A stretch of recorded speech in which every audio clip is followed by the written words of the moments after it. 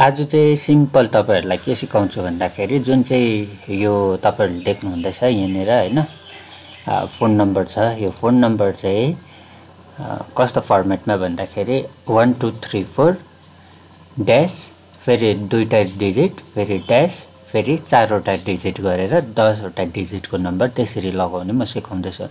अब नर्मल तपाईले के गर्नुहुन्छ, अब सपोज फोन नम्बर यो छ अरे यो मान्छेको हैन, यसरी लगाउनु भयो भने त यसरी कन्टिन्युस आउँछ हैन। यसलाई चाहिँ तपाईले मैले अघि भनिहाले चारटा फेरि दुईटा फेरि चारटा फर्मेटमा गर्नु छ भने चाहिँ पहिला यहाँ सेलेक्ट गरिदिनुस् डल्लै यो सेलरलाई है।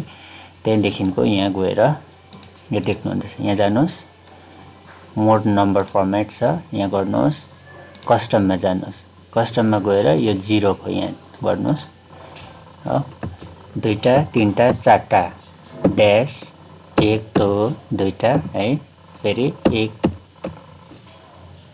1 2 3 4 गर्नुस् ओके। अब हेर्नुस् 1 2 3 4 5 6 7 8 9 10 हो, देख्नु हुँदैछ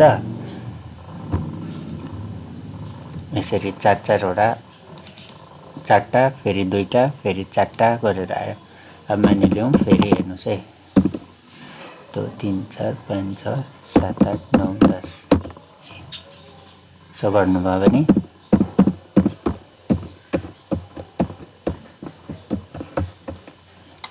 यसरी आइहाल्छ। एकपल्ट ट्राई गरौँ है 9 वटा लाउने है, 2 3 4 5 6 7 8 9 0 अगाडि अटोमेटिक आउँदैछ। 11 वटा लाउँदा 3 4 5 6 7 8 9 10 11 एक्स्ट्रा भयो भने अगाडि आउँदो रहेछ। यसरी गर्न सक्नुहुन्छ तपाईहरुले पनि।